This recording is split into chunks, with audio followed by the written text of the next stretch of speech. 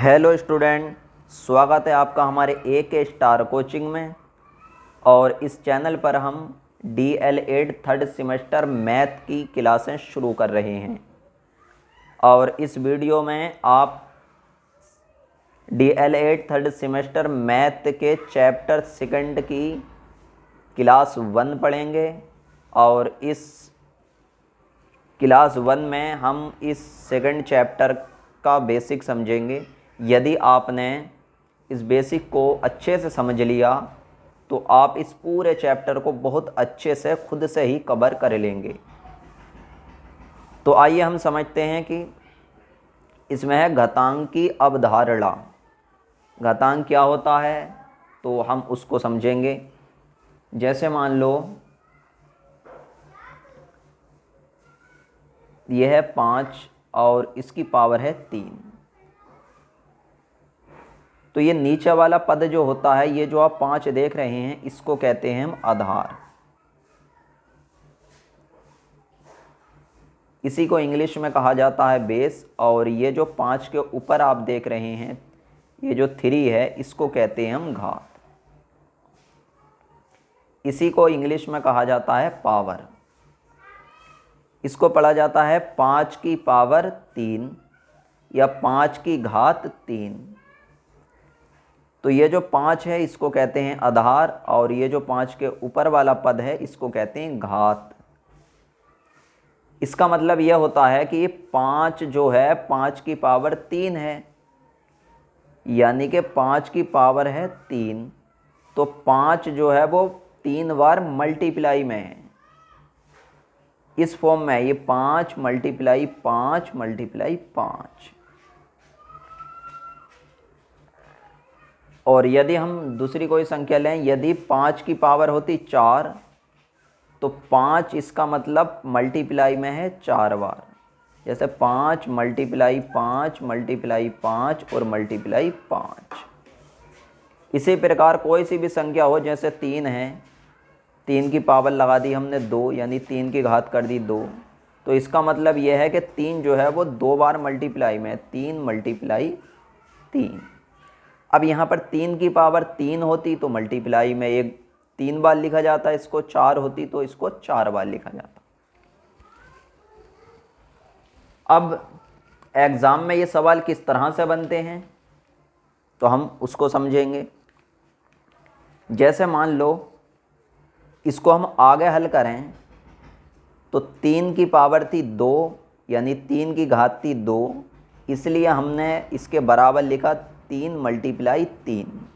3 की पावर थी 2, तो 3 को लिखा हमने मल्टीप्लाई में 2 बार। अब इसको आगे हल करें तो 3 का पहाड़ा 3 बार पढ़ेंगे तो ये हो गया हमारे पास 9। अब एग्ज़ाम में ये किस तरह से पूछे जाते हैं सवाल, तो हमसे एग्ज़ाम में इस तरह से पूछेगा कि 9 को घातांक रूप में व्यक्त कीजिए। यानी कोई संख्या दे देगा और हमसे पूछेगा कि इसको घातांक रूप में व्यक्त कीजिए। जैसे मान लो उसने दे दिया हमको ये 9,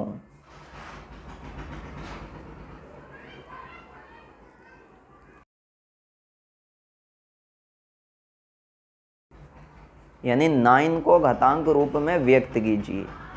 तो हम ऐसे सवालों को इसको घात के रूप में व्यक्त करने के लिए सबसे पहले हम इसको क्या करते हैं, सबसे पहले जो है हम इसको इसके गुणनखंड करते हैं। यानी कि 9 को हम 9 के हम करेंगे गुणनखंड। जैसे हमने लिखा 9, और 9 को ऐसी संख्या से डिवाइड करेंगे जो ये पूरी पूरी डिवाइड हो जाए। यानी 9 को हमने किया डिवाइड 3 से, तो 3 तिया 9, तो ये होगा 3 बार। और फिर हमने 3 को डिवाइड किया 3 से, 3 एकम 3, यानी कि 9 के जो गुणनखंड आ गए वो आ गए 3 मल्टीप्लाई 3। और हमें ये ऊपर भी पता है कि 9 के बराबर में है 3 मल्टीप्लाई 3। तो सबसे पहले हम इसको लिख लेंगे 9 बराबर 3 मल्टीप्लाई 3। फिर अब 3 जो है मल्टीप्लाई में 2 बार है, इसीलिए हम लिख लेंगे 3 9 बराबर 3 2 बार है मल्टीप्लाई में, तो इसलिए 3 की पावर 2। इस तरकीब से कर देंगे इसको हल। इसी प्रकार यदि वो कोई और दूसरी संख्या दे, मान लो उसने कोई संख्या दे दी हमको 625। अब हमसे पूछा है उसने कि 625 को घातांक के रूप में व्यक्त कीजिए। तो सबसे पहले हम क्या करेंगे, 625 के करेंगे गुणनखंड। तो सबसे पहले हम करेंगे 625 के गुणनखंड। तो अब 625 को ऐसी संख्या से डिवाइड करेंगे जिससे कि पूरी संख्या ये डिवाइड हो जाए, कोई भी शेषफल ना बचे। तो हम इसको सबसे पहले 5 से डिवाइड करेंगे, क्योंकि जिसके अंत में 0 होता है या 5 होता है तो वो संख्या 5 से पूरी डिवाइड हो जाती है। तो हमने इसको 5 से डिवाइड करा तो 5 ही कम 5। अब यहाँ से हासिल बचा हमारे पास 1। अब इस 1 हासिल को लगाएंगे इसके आगे तो ये हो गया हमारे पास 12। अब 5 का पहाड़ा पढ़ेंगे हम इतनी बार ताकि 12 से ऊपर ना जावे। 5 ही कम 5, 5 दूनी 10। तो यहाँ पढ़ा हमने 2 बार। अब फिर इसमें से हासिल बचा 2 हमने लगा लिया 5 के आगे तो ये हो गया हमारे पास 25। अब हम फिर से 5 का पहाड़ा पढ़ेंगे 25 में, 5 पंजे 25। तो हमने जब इसको 5 से 625 को डिवाइड किया तो ये हुआ हमारे पास 125 बार। इसी प्रकार हम 125 को भी हम 5 से डिवाइड कर लेंगे। तो 5 का पहाड़ा इतनी बार पढ़ो जो 12 से ज़्यादा ना हो। 5 ही कम 5, 5 दूनी 10, 5 तिया 15 नहीं कह सकते हम इसको, तो इसलिए हम 5 का पहाड़ा 2 ही बार पढ़ेंगे कि 5 दूनी 10। अब 12 में से हासिल बचा 2। अब इस हासिल को लगा देंगे 5 के आगे तो ये हो जाएगा 25। अब 5 का पहाड़ा पढ़ो, 5 पंजे 25। अब इसी प्रकार इसको भी हम 5 से डिवाइड कर लें तो ये हो जाएगा 5 पंजे 25 और ये भी हो जाएगा 5 ही कम 5। यानी 625 के गुणनखंड आ गए हमारे पास में ये। तो हम इसको लिख लेंगे। क्या थे हमारे पास गुणनखंड, 5 5 यानी 5 था हमारे पास 4 बार।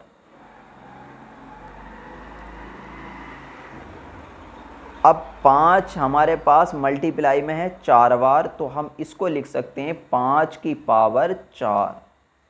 जो जितनी बार मल्टीप्लाई में होता है उसको उतनी ही बार पावर में लिख देती। 5 था हमारे पास मल्टीप्लाई में 4 बार, इसलिए हम 5 की पावर लिख दी हमने 4।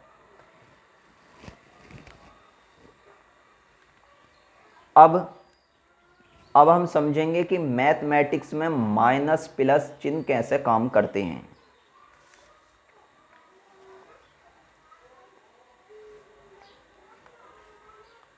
तो आप समझें, यदि समान चिन्ह मल्टीप्लाई में होते हैं,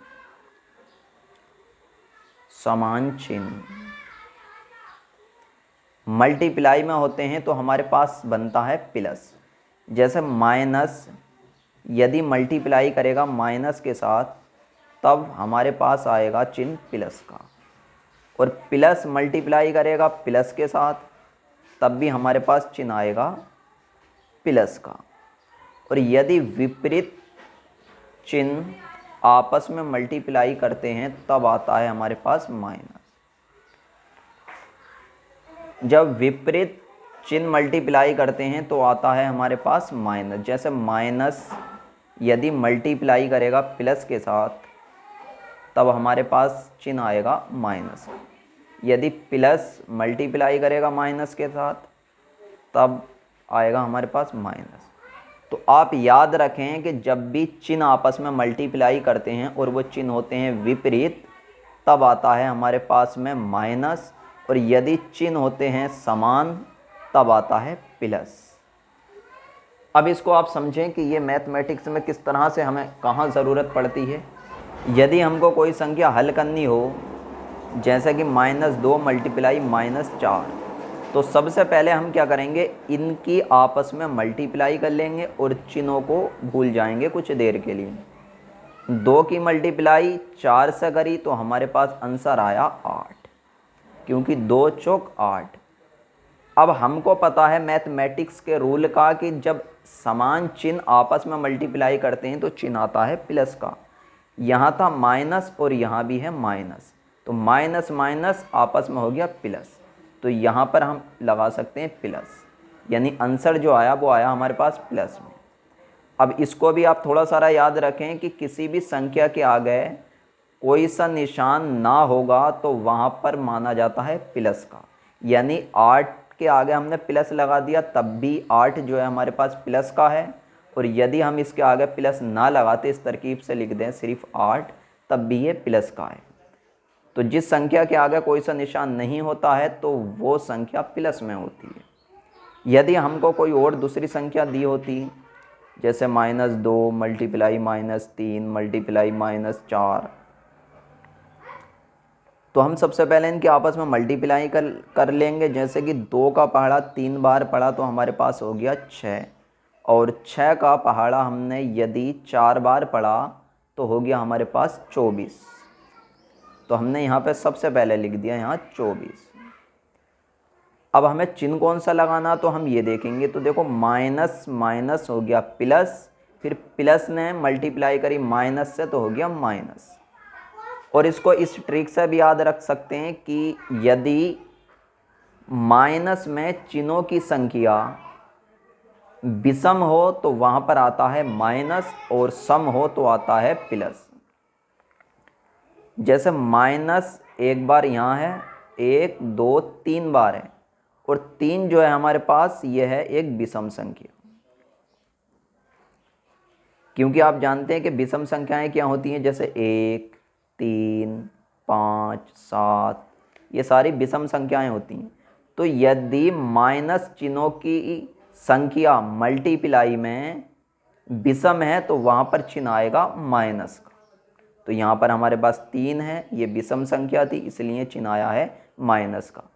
सिर्फ माइनस वाली संख्या हो, माइनस वाला चिन्ह हो तब होता है ये, और यदि प्लस वाला चिन्ह हो तो हमें कुछ लेना देना नहीं, सिर्फ प्लस का प्लस ही आ जाता है।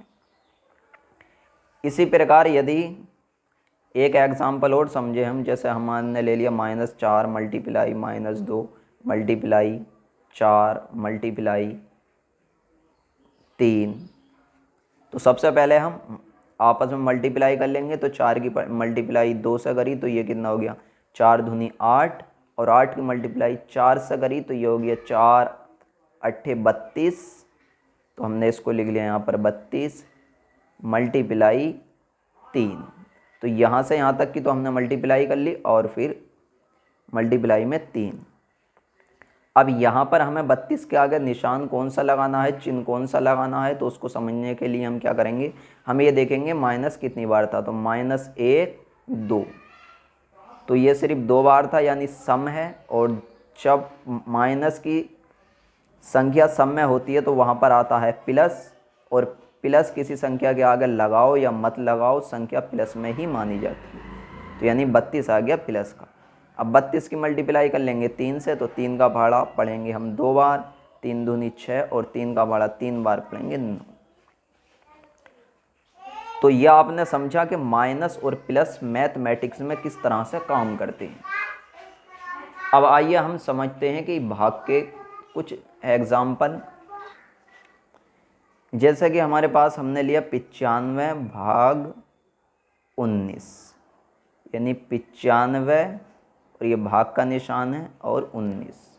इस तरह से आपको एग्ज़ाम में देगा और आगे लिख देगा यहाँ पर हल कीजिए। तो ऐसी संख्याओं को किस तरह से हल करते हैं, तो हम क्या करते हैं, ये जो पहले वाली संख्या होती है हमारे पास 95, तो इसको लिखेंगे हम 95, और ये जो आगे वाली संख्या होगी यदि भाग का निशान है तो पहले वाली संख्या को उतारेंगे, फिर उसके बाद में आगे वाली संख्या को इस संख्या के लिख लेंगे बटे में। इस बात से ये पता चलता है कि 19 जो है वो 95 को डिवाइड कर रहा। तो आप याद रखें, पहली संख्या उतारेंगे, फिर लगाएंगे यहाँ पर बटा, फिर उसके बटे में लिख लेंगे 19, यानी 95/19। अब 19 का टेबल इतनी बार पढ़ेंगे जिसमें 95 आ जाए। तो 19 का टेबल यदि हम 5 बार पढ़ते हैं तो हमारे पास आता है 95।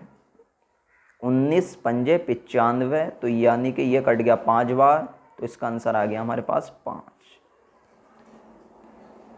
इसी प्रकार यदि हम कोई दूसरा एग्जाम्पल लें, जैसे कि कोई सा भी एग्जाम्पल ले लें, जैसे हमने ले लिया यहाँ पर -48 भाग जैसे -16, तो इसको भी हम उसी तरह से सोल्व करेंगे। सबसे पहली संख्या को हम उतारेंगे, फिर उसके बटे में इसके आगे वाली संख्या को उतार लेंगे। अब यहाँ भी हमारे पास माइनस है 48 और यहाँ भी 16 भी हमारे पास है माइनस। जब हमारे पास ऊपर नीचे माइनस चिन्हों की संख्या सम हो तो वहाँ पर आता है प्लस, यानी माइनस माइनस आपस से कट जाएगा और आएगा आंसर प्लस में। अब 16 48 को कर रहा है डिवाइड, यानी 16 का पहाड़ा पढ़ेंगे हम 48 में, तो 16 कम 16, 16 दूनी 32, 16 तिया 48, 16 तिया 48, यानी 16 ने 48 को 3 बार कर दिया डिवाइड। अब चिन्ह आया हमारे पास यहाँ पर, ये 3 जो आया है ये आया है प्लस में, क्योंकि यहाँ भी माइनस है और यहाँ भी माइनस है, तो माइनस माइनस आपस में कट जाएंगे, आंसर आएगा प्लस में। और ये भी बता दिया है कि यदि माइनस की संख्या सम में हो तो वहाँ आता है प्लस और विषम में हो तो आता है माइनस। तो -1 और -1 यानी कि माइनस माइनस थे 2 बार, और 2 जो है हमारे पास एक सम संख्या है, और जब सम संख्या होती है माइनस तब आता है वहाँ पर प्लस। इसी प्रकार यदि हम कोई दूसरा एग्जाम्पल लें, जैसे कि एग्जाम्पल लिया हमने 72 भाग -9, तो इसका मतलब भी यही है कि इसको आगे सोल्व करेंगे, यानी 72 के बटे में हम लिखेंगे 9 को। 9 है हमारे पास माइनस का और 72 है प्लस का। तो अब 9, जब 9 का पहाड़ा हम 72 में पढ़ेंगे तो आगा हमारे पास 9 अट्ठे 72। अब चिन्ह जो आगा वो आगा हमारे पास माइनस का, क्योंकि ऊपर है हमारे पास, इसके आगे कोई सा निशान नहीं है तो वहाँ होता है प्लस का। लेकिन माइनस जो है हमारे पास एक ही बार है और एक जो है विषम में है, इसलिए ये आएगा हमारे पास माइनस। तो अब हमने जो था ये माइनस किस तरह से काम करता है ये भी देखा, और ये डिवाइड किस तरह से की जाती है हमने ये भी समझा। अब इसके आगे हम समझेंगे कि परिमेय संख्याएं क्या होती हैं। तो देखिए परिमेय संख्याएं क्या होती हैं, वह सभी संख्याएं जिनको p/q के रूप में लिखा जा सकता है परिमेय संख्याएं कहलाती हैं। जैसे कोई सी भी संख्या हो और वो p/q के रूप में है तो वो परिमेय संख्या है, या आप ये समझ लें कि जो संख्या बटे के रूप में है तो वो परिमेय संख्या है। जैसे कि हमने यहाँ पर लिया 3/4 यानी 3/4, तो ये एक परिमेय संख्या है, ये एक बटे के रूप में है। और या जैसे कि हमने कोई और संख्या ली, मान लो खाली हमने सिर्फ लिया 3, बटे में कुछ नहीं है, तब भी ये एक परिमेय संख्या है, क्योंकि इसके बटे में हम 1 लिख सकते हैं। इसी प्रकार हम कोई और संख्या लें जैसे 5 और तो ये भी एक परिमेय संख्या है, क्योंकि इसके बटे में भी हम 1 लिख सकते हैं। ठीक है। और या आप ये समझ सकते हैं कि सभी प्राकृतिक संख्याएं जो होती हैं वो परिमेय संख्याएं होती हैं। 0 भी एक हमारे पास परिमेय संख्या है, क्योंकि इसके भी बटे में हम 1 लिख सकते हैं। ठीक है। अब आपके माइंड में ये आ रहा होगा कि जब सभी परिमेय संख्याएं होती हैं तो अपरिमेय संख्याएं क्या होती हैं। तो अपरिमेय संख्याएं वो होती हैं वह सभी संख्याएं जिनके मान अशांत होते हैं, यानी वह सभी संख्याएं जिनके मान अशांत होते हैं वह अपरिमेय संख्याएं कहलाती हैं। यानी जैसे कि पाई है, तो पाई भी हमारे पास एक अपरिमेय संख्या है, इसका मान होता है 22/7, और जब हम 7 से 22 को भाग करते हैं तो इसका मान जो शांत नहीं होता, अशांत होता, चलता रहता। या आप इसको शॉर्टकट ट्रिक से याद कर सकते हैं कि अपरिमेय संख्याएं वो होती हैं जो रूट के अंदर होती हैं।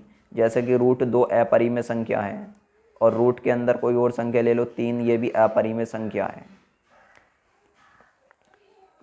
तो सभी प्राकृतिक संख्याएं जो होती हैं वो परिमेय संख्या होती हैं, और जो रूट के अंदर होती हैं ये हैं, या जिनके मान शांत नहीं होते, अशांत होते हैं, चलते रहते हैं, तो वो अपरिमेय संख्याएं कहलाती हैं। ये हमको कोई संख्या दे देगा बटे के रूप में और कह देगा कि इन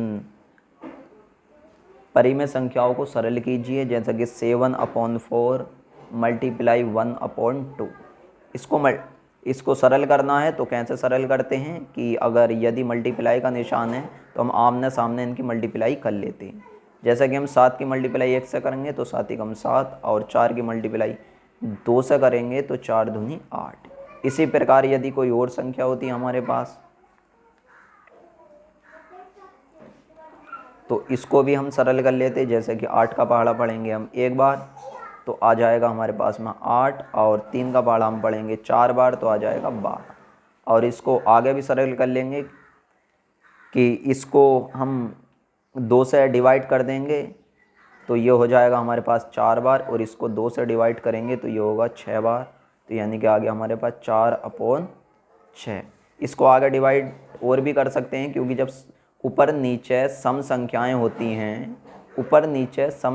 होती हैं तो हम उनको 2 से डिवाइड करते जाते हैं जब तक के कोई ना कोई संख्या विषम ना हो। तो ऊपर 4 है और 4 सम संख्या, तो ये 2 से डिवाइड हो जाएगा पूरा यानी 2 बार, और नीचे 6 सम संख्या, इसे भी 2 से डिवाइड करा तो ये हुआ 3 बार। तो हमारे पास आंसर आया 2/3। अब ऊपर सम है लेकिन नीचे विषम है, तो अब ये आगे हल नहीं हो सकता।